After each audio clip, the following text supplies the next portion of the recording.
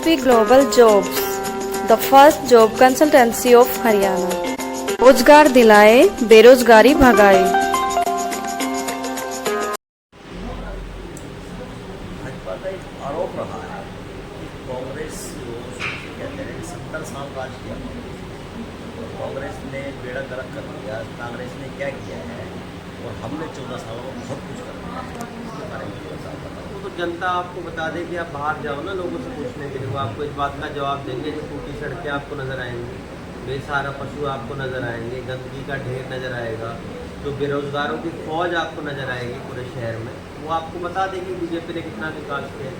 और कल आप लोगों ने भी देखा होगा जिस प्रकार से लोगों ने आशीर्वाद अपना कर दिया, ये अपने आप दर्शा दिया कि लोगों को किस तरह से इन्होंने प्रताड़ित किया है पिछले 10 साल में।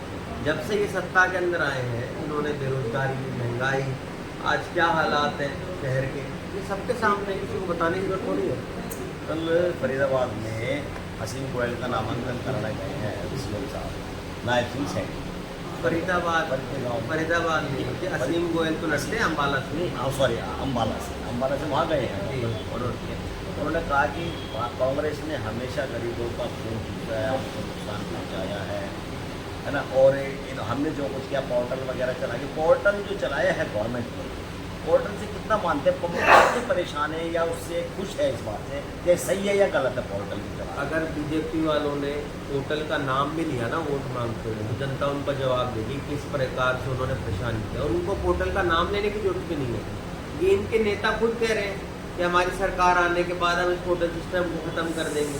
इनके जो खुद के नेता है जो टिकट मांग रहे थे, उन्होंने कहा मुख्यमंत्री, इन्हीं मुख्यमंत्री को, कि अगर आप लोगों ने फैमिली आईडी की समस्या को दूर नहीं किया तो लोग आपको वोट नहीं देंगे। और ये आज हालात हैं कि शहर में चले जाए तो लोग इनको इस बात का जवाब देंगे।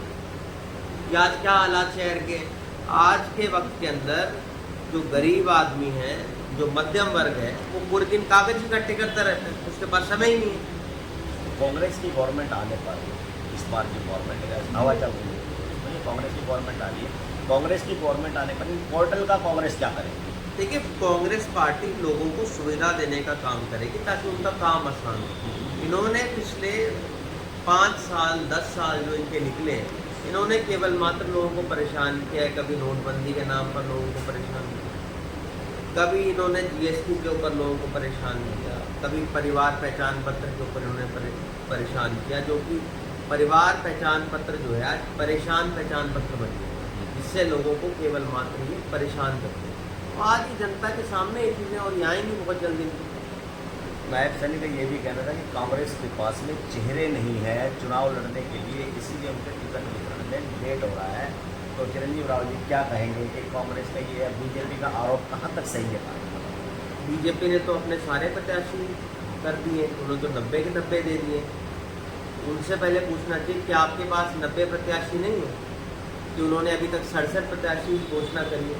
दूसरों पर आरोप लगाना बहुत आसान है। कांग्रेस पार्टी डेमोक्रेटिक पार्टी है, जिसके अंदर सबके साथ चर्चा होती है, कार्यकर्ताओं से भी चर्चा होती है, सबसे पूछकर टिकट का वितरण किया जाता है। हम किसी के ऊपर थोपते नहीं है। जैसे बीजेपी ने लक्ष्मण यादव को कोसली से रेवाड़ी के ऊपर थोप दिया, हम किसी के ऊपर थोपते नहीं है लोगों को। हम जो लोगों की आवाज़ आती है उसको हम बनाते हैं।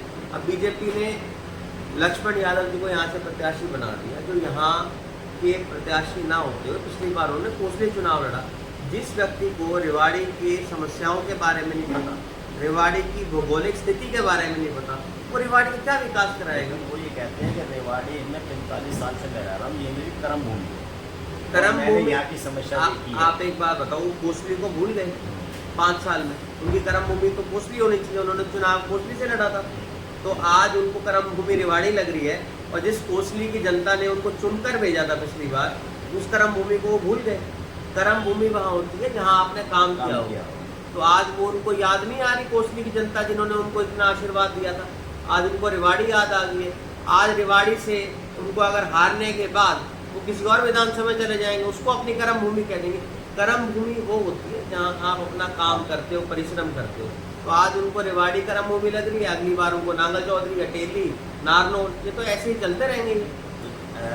कोसली से यहाँ आए, एक तरह से आपका कहना ये कि हेलीकॉप्टर लेते हैं एक तरह से भाजपा ना, पैराशूट से आए। हाँ, पैराशूट है, हेलीकॉप्टर, वट एवर, लेकिन क्या जनता उनको स्वीकार आपकी नज़रों में ये करना चाहिए या कर रही है या नहीं कर रही? देखिए, मैं एक गांव में कल था, मुझे एक बहुत बुजुर्ग व्यक्ति ने, एक हमारे थे, उन्होंने एक बात कही। बोले हमारे गांव में अगर किसी पड़ोस का गांव का आकर सरपंची लड़ ले तो क्या हम उसको बढ़ने देंगे? अगर कोई और वार्ड से आकर हमारे एमसी का चुनाव लड़ना चाहेगा तो क्या हम उसको लड़ने देंगे, उसको हम जिता देंगे? तो वही बात यहाँ है कि एक बाहर का व्यक्ति आकर रेवाड़ी में राजनीति करे तो रेवाड़ी के क्या इनको एक व्यक्ति नहीं मिला, एक नौजवान इनको नहीं मिला, एक हमारा बुजुर्ग नहीं मिला रेवाड़ी का जो गांव से, शहर से, वार्ड से आकर चुनाव लड़ सके? तो मुझे लगता है रेवाड़ी भारी को कभी स्वीकार नहीं करेगा। एक और सवाल आपसे है कि रेवाड़ी में 2 और कैंडिडेट फिलहाल जो 11 तारीख को नॉमिनेशन करने वाले निर्दलीय थे, उन लोगों के चुनाव लड़ने से चिरंजीव राव को कितना फायदा हुआ है? देखिए, किसी के चुनाव लड़ने से ना तो फायदा होता ना नुकसान होता। देखिए, चुनाव का अपना एक तरीका होता है जिससे किसी के लड़ने से फायदा होता है, किसी के लड़ने से नुकसान होता है, चुनाव का समय बताता है। पर कल की जो भीड़ निकल कर आई है, कल के जो बुजुर्गों का आशीर्वाद, माताओं बहनों का आशीर्वाद, नौजवानों का, हमारे भाइयों का जो कल प्यार मिला, उसने दर्शा दिया रेवाड़ी का चुनाव एक तरफा है। आप लोग भी अगर देखिए, जिस दिन मेरे को टिकट मिली उस दिन कितना ज़बरदस्त रोड शो हुआ। उसके बाद कल जो हमारा कार्यक्रम था वो तो हमारा एक छोटा सा नामांकन का कार्यक्रम था, उसको लोगों ने इतने बड़े हजूम की तरह करा कि दर्शा दिया कि कल 5 तारीख को एक औपचारिकता है, आने वाले समय में जो 8 तारीख को नतीजे आएंगे कांग्रेस पार्टी प्रचंड बहुमत से जीतेगी।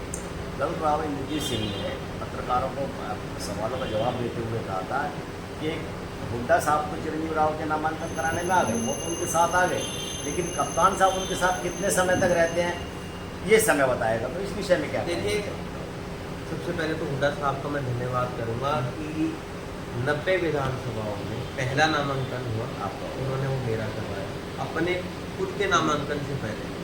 तो उनका आशीर्वाद हमेशा मेरे साथ रहा है। उन्होंने मेरे को विप भी बनाया विधानसभा के अंदर, मैंने उनका खूब आशीर्वाद लिया। और मैं तो राव इंद्रजीत सिंह से कहना चाहूँगा कि उनका ज़्यादा लंबा समय नहीं बचा हुआ है भाजपा के अंदर, उनके समय अब लग गए हैं।